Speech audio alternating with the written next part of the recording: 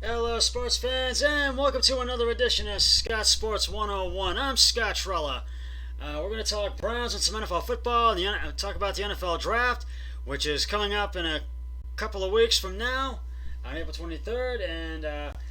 But first, here is today's Scott Sports 101 trivia question: which athlete has graced the cover of Sports Illustrated more than any other NFL player? I will have the answer later on the podcast. Um,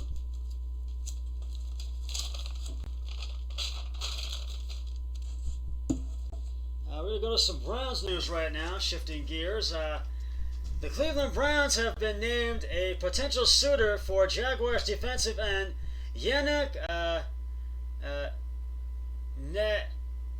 Nagyu, but would a hefty trade make sense for the Browns? That's the big question.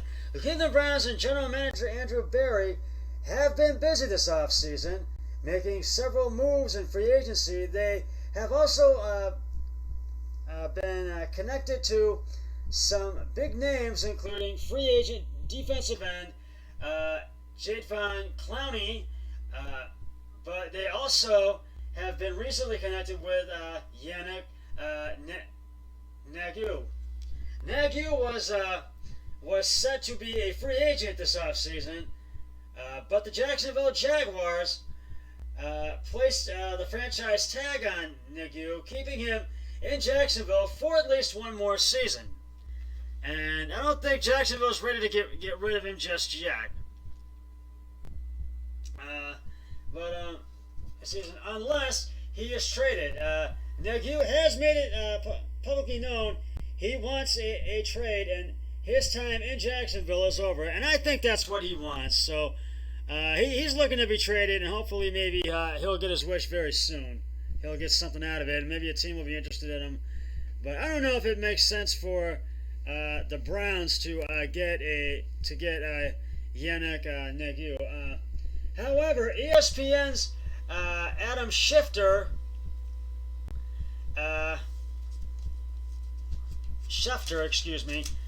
stated Wednesday in an interview with 97.5 The Fanatic that the Jaguars do not want to trade Nagyu.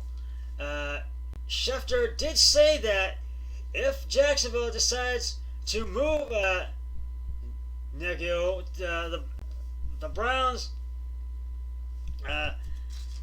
could be a potential suitor for the 25-year-old defensive end. Schefter noted that the Browns are one of the teams looking at potential help at the defensive end this offseason, so they could decide to poke around the Nagyu market. The cost for Nagyu, however, does not make sense for the Browns, and I agree with that wholeheartedly because it's going to be a hefty price, and they're going to have to make some moves to get him, and I really think, and they may have to cut some players together. We'll have to wait and see. We'll have to find out what happens. We'll have to wait and see. The Jaguars are seeking a first-round pick and more for Nagyu. According to ESPN's Jordan Raanan, not only will it cost draft assets to add Nagyu, but Nagyu is also seeking a new contract that will make him one of the highest paid defensive players in the NFL. And we're going to have to see how much he wants. He's looking for, I think, a hefty price. So we'll have to see what team can land him. I don't know about the Browns. I don't know if that doesn't make sense, I don't think. But we'll have to wait and see. In case of the Browns, it would take many assets to add Nagyu to the Browns roster. Although his cap hit for 2020 could be practically offset. The Browns cutting Oliver Vernon and his $15 million, $0.5 million salary. Now, Nagyu's long-term deal could create issues for the Browns attempting to sign some of their young players to extensions, including Baker Mayfield and Myles Garrett. Now, Nagyo's situation could be compared to Dee Ford and Frank Clark's last offseason. Both players were given the franchise tag and traded, then signing new deals with their new teams. Clark and Ford are also relatively the same age as Nagy. So both situations give a solid precedent cost of a trade for Nagy and what an extension may be like. So we'll have to wait and see what can possibly fit what team would fit him and what's going to go down.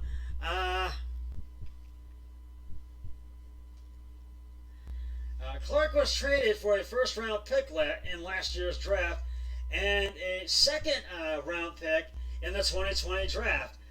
The Chiefs and Seahawks also exchanged third-round picks in last year's draft. Following the trade, Clark signed a 5-year, $104 million extension with Kansas City. Ford was traded for a second-round pick in last year's draft. He then signed a 5-year, $85.5 million extension with San Francisco. And I think those were both good moves for both Ford and for Clark last year. And at the time, being franchise tagged, Nagayu has produced more in his career than both Clark and Ford. Therefore, an extension for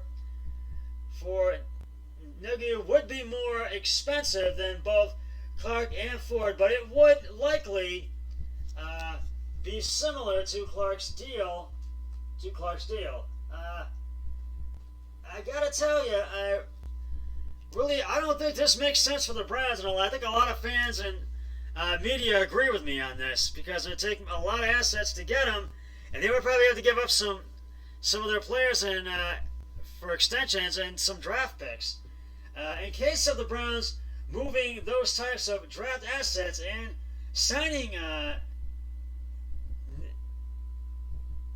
Nagayu, excuse me, I'm not trying to pronounce it, forgive me, to that type of a deal, it's not what the Browns need at this point, and I agree with that. There are still holes across the entire roster, mostly on the defensive side of the ball. So the Browns still need as many top draft assets as possible to fill the holes on the roster.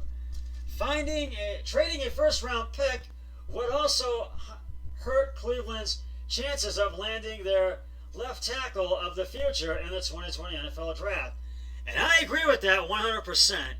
They need to stick with that 10th pick overall in the draft in the first round, and either take Andrew Thomas from Georgia or Mekhi Becton from LSU. That's what they need to do, because they're going to have some.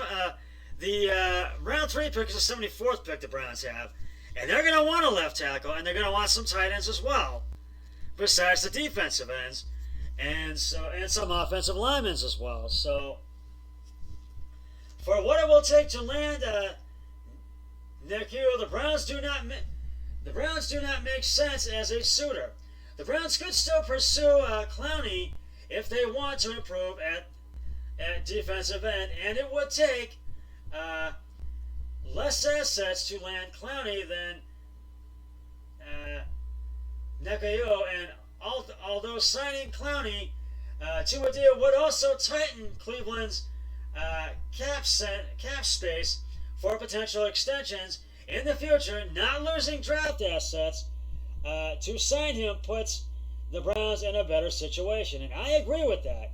Now, Cleveland can alternately decide that adding either Clowney or Nagayo would be too much of a cost. However, Cleveland is not in a strong enough position to make a trade for Nakayo and then signing him to an extension. Now, I agree wholeheartedly with that, but they could sign Clowney, but I feel they need to stick with that 10th pick overall in the draft, and we'll see what happens when that gets underway on the 23rd of this month in a couple of weeks from now.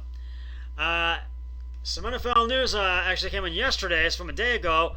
The Houston Texans, traded DeAndre Hopkins for LA Rams Brandon Cooks, and I don't know if this was a good move by Houston, because I don't know if they're going to they may or may not make the playoffs this year unless Deshaun Watson can get hot. And so I really feel that this move, I don't think was may or may not have been a good move for Houston, but I think it could, if Deshaun Watson can get hot, but Brandon Cooks can put up some big numbers, so we're going to have to wait and see what happens with the Texans. And now, getting back to the Browns and Nagayo and Clowney, I think Clowney, they could sign him, but Clowney, it doesn't make sense. But let me know what you think. Put a comment, leave me a comment on my discussion page on my YouTube channel, Scott Sports 101, or my website, scottsports101@gmail.com. We will get to some NFL draft news in just a moment, because I do have that. But first, it is time now to reveal the answer to today's Scott Sports 101 trivia question. Which athlete has graced the cover of Sports Illustrated more than any other NFL player? If you said Tom Brady, you are correct. Tom Brady, the New England Patriots quarterback, former New England Patriots quarterback, I should say.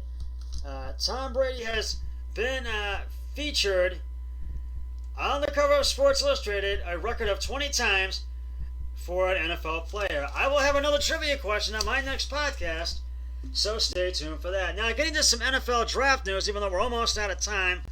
But the NFL draft is just a few weeks away, and the fellas over at the Pick Six podcast on CBSSportsHQ.com, CBSSports.com HQ, are doing some of the heavy lifting for us, getting everyone acquainted with the prospects who could be landing with our favorite teams.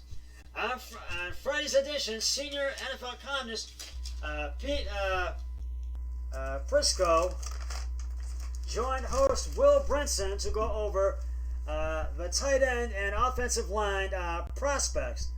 Prisco listed his top 5 at each spot and gave some explanation as to why he ranks them where he does. Right off the bat, Prisco gave us a quick summarization of both position groups, which seem to be on opposite ends of the spectrum. Now here are the tight end positions. The tight end position is awful. Prisco said if incoming draft class, the offensive line position is outstanding. Now, and of course, you can listen to the entire podcast below on CBS.com HQ to hear Prisco take a dive a bit about the near 2 dozen players that are viewed as locks to become first-round picks later this month. And be sure to subscribe. You can subscribe to CBS.com HQ at the Pick Six podcast, daily NFL goodness fixed into your eardrums. You can get a lot of information on that. But some of them the picks are.